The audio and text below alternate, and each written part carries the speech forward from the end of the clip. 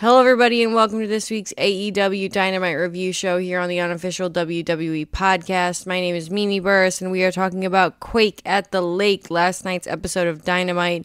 An uneven show, but a World Championship match and a great opener, and we're going to get into everything in between as well. So, without further ado, let's get right into it right after this. I think she's a little sweet on Christian Cage, if you know what I mean. The AEW Women's Champion, Thunder Rosa. Nobody is on my level. The TBS champion. Nobody better in the world. Kazuchika Okada. I want you to fire me. You.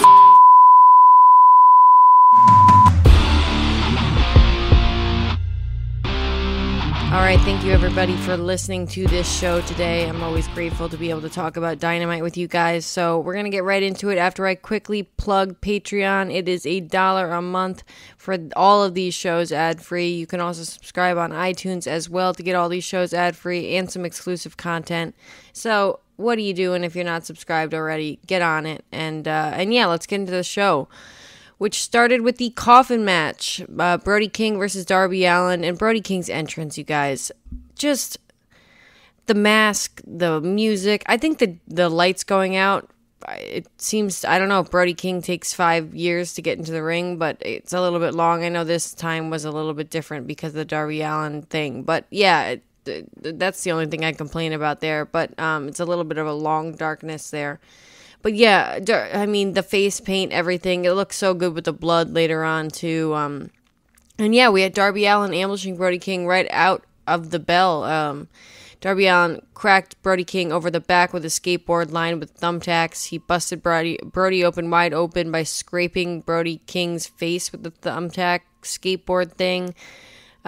Brody King going outside of the ring. Darby Allin came out to try to keep attacking him, but he hurled him over the timekeeper's area, and he went face first, neck first into the barricade. It looked brutal. Darby Allin came back, hit an avalanche code red on Brody King off the top rope, obviously. And then Darby Allin trying to get Brody King in the coffin, but Brody King hits Darby Allin with a straight shot, this chop that made my insides curl up into a little ball and run home. I don't know why I said that, but it came out of my mouth, so we're going to keep going. Darby Allin goes into the guardrail a couple more times. And then Brody King goes to jump off the second rope on Darby Allin through a table, but Darby Allin gets out of the way. He goes through the table, and I should say throughout this entire time, Brody King is just bleeding. Like, when he got up from the table, there was just a pile of blood on the floor. And you know what? It's time, guys. Brody King made my best bleeders club. Really, I don't know if he just scraped himself up a crap ton from the thumbtacks, but that guy was gushing blood. He's up there now with the bunny and others. So, yeah. All right. So we had, Brody King, like I said, crashing through the table. And then right as Darby Allin started to get the momentum, the lights went out. The House of Black returned. We had Buddy Matthews return and Malachi Black. Darby Allin ran the ropes, but Julia Hart popped up also from behind the apron and tripped him up. And he was going for the suicide dive, but yeah, Julia Hart tripped him up. And we had Buddy Matthews and Malachi Black just attacking Darby Allin and everybody's like, where's Sting? Where's Sting? They put him through a table with Brody King doing a diving cannonball. That looked like a terrible bump to take. Darby Allin took so many crazy bumps in this match, but Buddy Matthews goes to open the coffin, and who's inside it other than Sting? They must have done some trapdoor or something with this, because obviously they showed the coffin with nobody in it in the beginning, so I don't know exactly how they did this, but whatever they did, it was awesome. And Sting hit Brody King with, Sting hit Buddy and Brody King with the baseball bat a bunch of times, even the odds. He throws the baseball bat to Malachi Black, inviting him to use it, but Malachi Black drops the bat after slightly pretending he's going to swing at him, I guess, and then walks out and says, basically, we'll do this another time. Two, like, mythical creatures in a wrestling ring. It was crazy. It was awesome.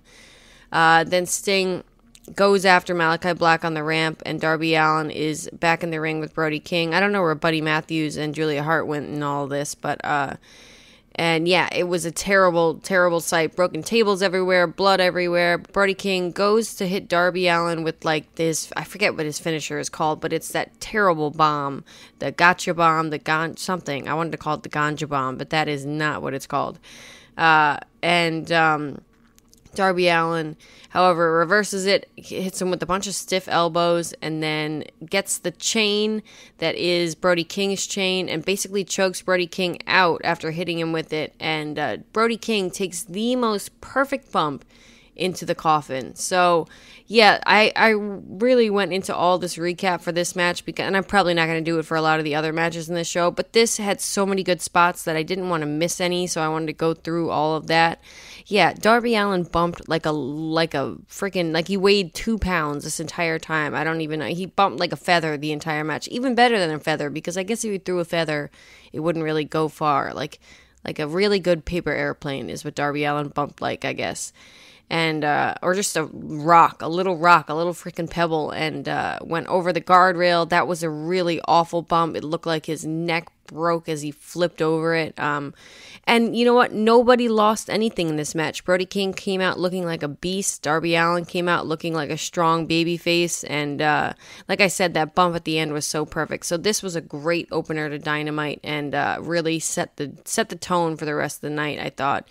I think if this match didn't deliver as well as it did, I don't think I would be as forgiving as I feel like I am for a lot of the stuff that was on this show. So next up, we had the tag team tornado match with the Lucha Brothers, Penta and Rey Fenix versus La Facción Ingobernable, Andrade, El Idolo, and Rush. Obviously, Alex Abrahantes and Jose, the assistant, coming out as well. That played into the match later on. But yeah, if I tried to review this match, I think I'd give myself a headache. Or not review, go over and recap. There were a lot of awesome moves. There was an Eddie Guerrero tribute. There was a frog splash that got reversed. Basically, towards the end of the match, they tie Penta's mask up. They tie Penta's mask up in the ropes, and it's like double knotting it, apparently, and then Rush spikes Rey Fenix with a pile driver, and Penta gets unmasked, though, to break up the pin attempt. He quickly covers his face and rolls out of the ring, or gets hit with something and rolls out of the ring, and then Rush hits Rey Fenix with the bull's horns. Andrade El Idolo nails him with the hammerlock DDT, and then they get the windfall by pin. Windfall by pinfall. They get the windfall. They get the win by a pinfall. And yeah, you guys know how I feel about Rey Fenix. He's my favorite wrestler to watch. He's so incredible. Just the stuff that he can do in the ring, and the rope hopping that he did. I think he actually did it twice in this match. And some of those moves that Penta and him came up with. There was one move where he literally looked like he used Penta's shoulders as a trampoline at one point. It was incredible. And a lot of these spots are really good, but I don't know if it's Andrade who's like beefed up, and that's why he just doesn't feel the same anymore. Rush doesn't seem to really be doing it for me. I don't know if it's their style, what exactly I don't like about this team, but I can't put my finger on it. And I think it is partially because of Andrade, who beefed up, and he's just not the same guy he was in NXT. I mean, he had a match with Johnny Gargano that is in my top 10 favorite matches of all time, and maybe top 15, 20, but still, it was an incredible match. Think about how many wrestling matches we've ever watched, and I feel like he's just not the same. And then they do more mask stuff. How many times have we seen the masked stuff? Like, Penta needs to cut that thing off the back of his mask, or like they need to secure a mask, wear 2 masks. They need to do better, because if they're not expecting this at this point, it's their fault. It's so frustrating, I think, to go with this kind of win. I wish one team just got the win over the other without all this shenanigans. And there was a spare mask, I'll give them that. That was something, but it got taken away. So, anyways, moving on down the card. We had the Young Bucks backstage with the Dark Order and Hangman Page. Nick Jackson comes in and thanks Hangman Page for helping him last week. He said he didn't have to do that. And basically, Matt Jackson just apologizes to Page for how Matt treated him and how both of them treated him, and said that when they're around Page, Page brings out the good in them. He invited Page to join them for the Trios tournament to reform the Hung Bucks, but Page declines, saying that he's going to be in the corner of the Dark Order. And here's the problem I have with this segment. It's the Young Bucks acting. I am no actress myself, so I will never claim to be, but the Young Bucks are terrible actors. They just are. I assume Matt Jackson might be a better actor, and that's why they had him speaking, but yeah, they are just not good actors. And they're good with the facial expressions, I'll give them that. And I like how they just, hate on Brandon Cutler. That was pretty good. But so that was one problem I had with this. And the other one was this whole camera stuff. Like, I get it. The hidden camera is a thing. And, like, we have to acknowledge it, and they do their best with it. But, like, they're like, Brandon Cutler, come and film this. I want everybody to see this, yada, yada, yada. Like, why can't Brandon Cutler just be, like, documenting them and that be the hidden camera thing? Like, he just is making a documentary, or, I don't know, he's just documenting their every move. He films their every move because they think they're so great. I don't know exactly what you would do, but you don't need to point out the fact that he's filming you every single time. Like, Brandon, turn the camera on. Is the camera on? Brandon, is the camera on? Is the camera on? Turn the camera on. Like, it just gets a little excessive. So I don't like that. I'm pretty much sick of that, but I don't think that's going to change. So we had Luchasaurus versus Anthony Henry next, and the workhorseman, JD Drake, obviously outside of the ring, and Jungle Boy joining commentary. He says he doesn't think he's going to be there for a while, and that was exactly that, because Luchasaurus finishes him off, terrible headbutt, and then hits him with the fossilizer. That's going to be a tough word for me to say. They better rename that finisher. And this was all just a match to set up an angle. Christian Cage is backstage, and he starts to insult Jungle Boy again, but Jungle Boy hears enough, sprints backstage to try to attack Christian Cage, but security holds him back, and then Luchasaurus basically destroys everybody and headbutts official Pat Buck, who looks really familiar. And I don't know if he was in WWE or something, but he looks really familiar to me. So just throwing that out there. Maybe somebody knows. You can tweet me on the Twitter at Mimi Burris, but yeah, this didn't advance anything. It was kind of a waste of the time on the show. We know that Jungle Boy wants to beat up Christian Cage. I'll say this is a positive of this whole thing. At least Jungle Boy didn't just sit there and there wasn't an invisible wall, and he knew where Christian Cage was, so he went over there to beat him up because he hates the guy. Like, at least that was that. But Christian Cage has got to be so stupid. Like, how does he not expect that to happen? Does he already know the security guards are going to be there? I don't know exactly what the deal is, but I can't wait to watch Jungle Boy get his hands on Christian Cage, so they're doing something right. We had a promo from the Redeemer, Miro, talking about the House of Black, but Julia Hart shows up and basically tells Miro to embrace the darkness. Miro says that he's only allowed one woman to touch him, and this path was now clear. And I assume we're going to get the trios match there with Sting and Darby Allin, and that will be great because I want to see more interaction with Brody King and Darby Allin. I'm not done with that. That was so awesome.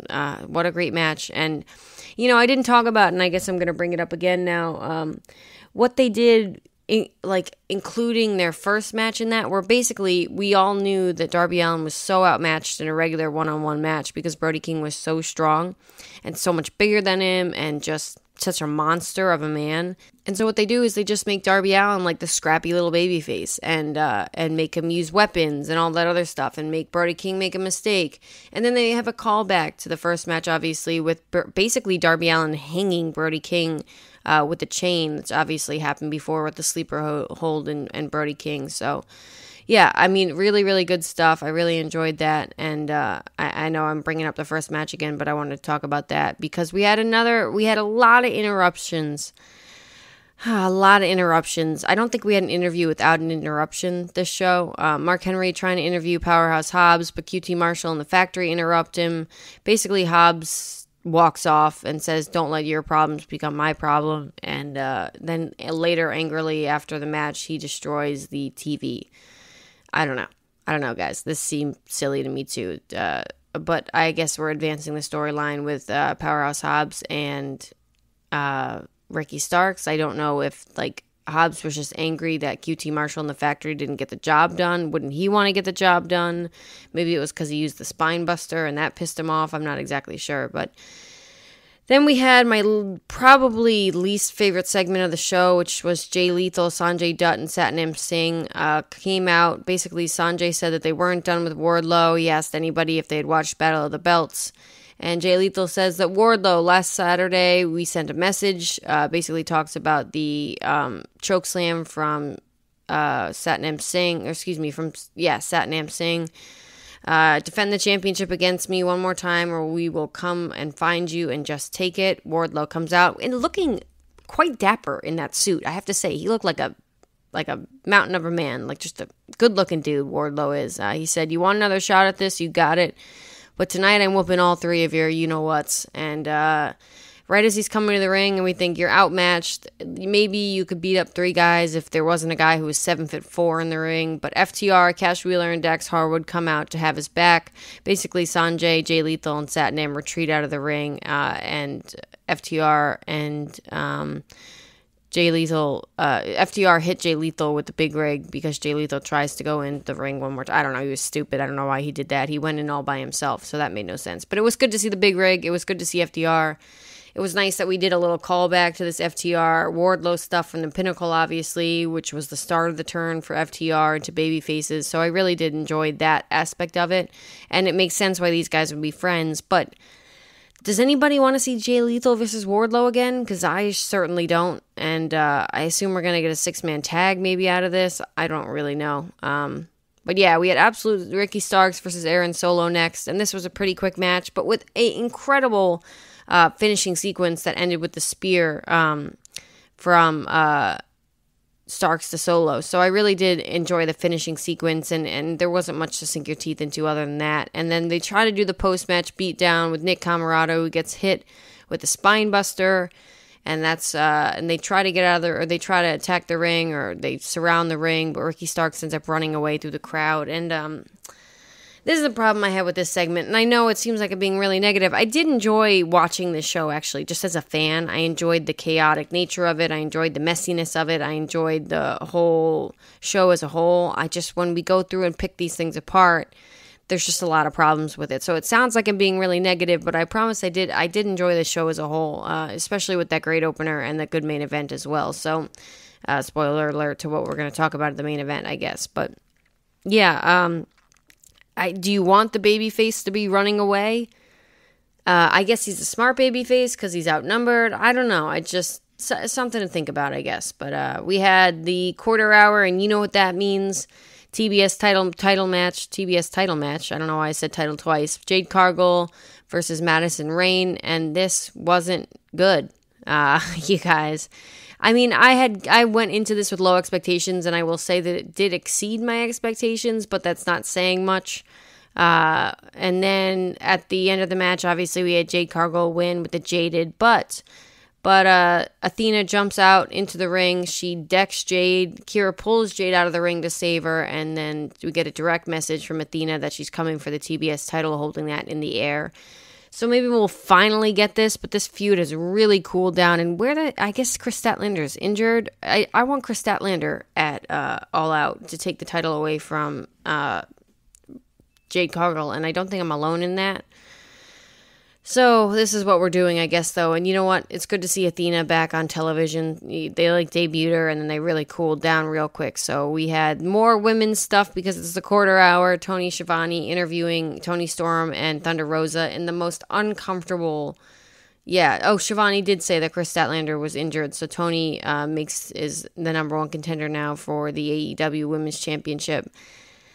And it was really just, they talk about it some other time, and just awkward, bad acting, more bad acting from the women and from everybody on AEW, I guess, tonight.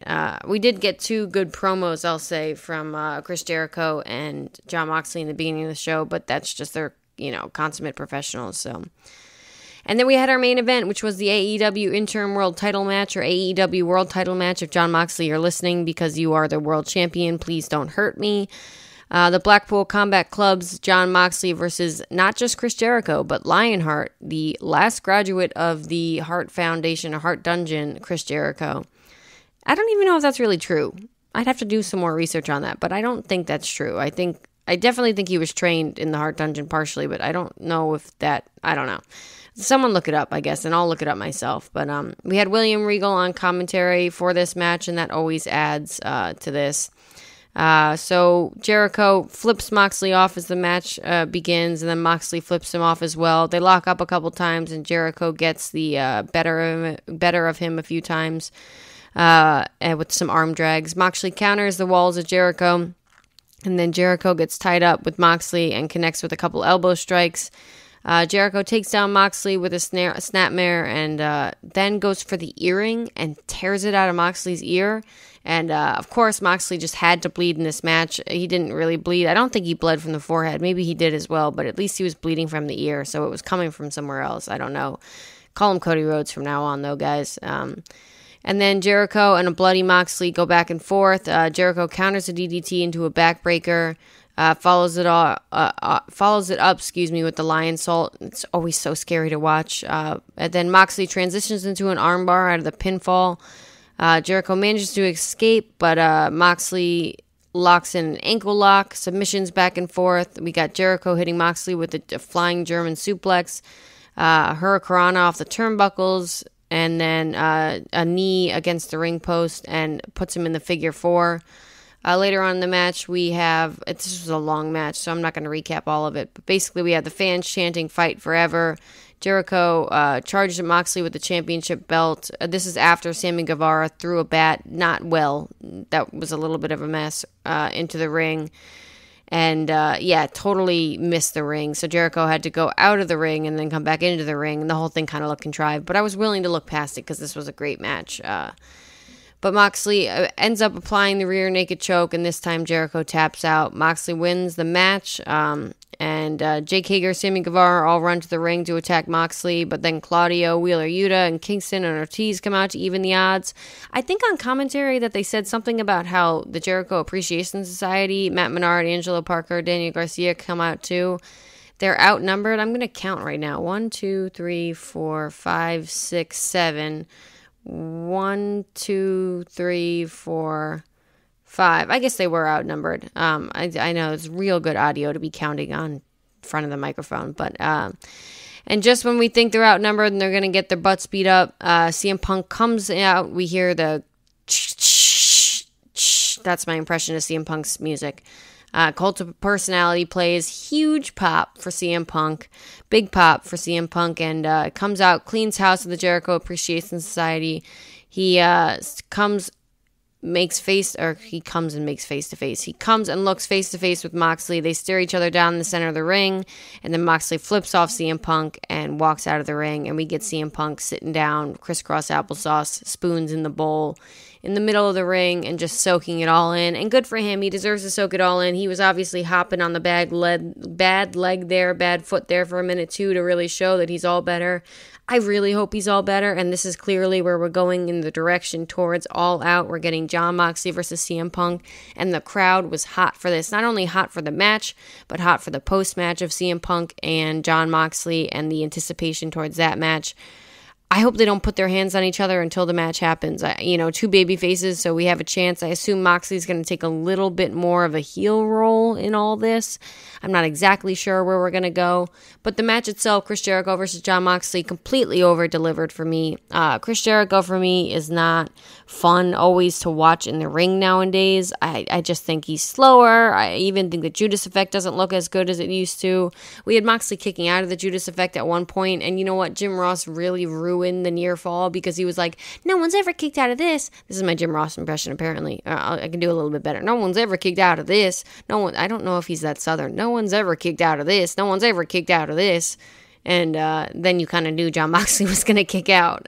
But yeah, we did get that near fall. And if Jim Ross had shut the up, it probably would have been a little bit better. But that's really aggressive. I'm sorry, you guys. I don't know why I got so aggressive about that.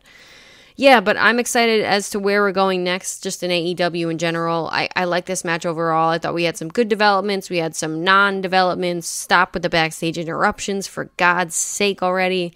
And with all that being said, guys, I hope you enjoyed this week's Dynamite review show, and we will get into all of next week's Dynamite next week.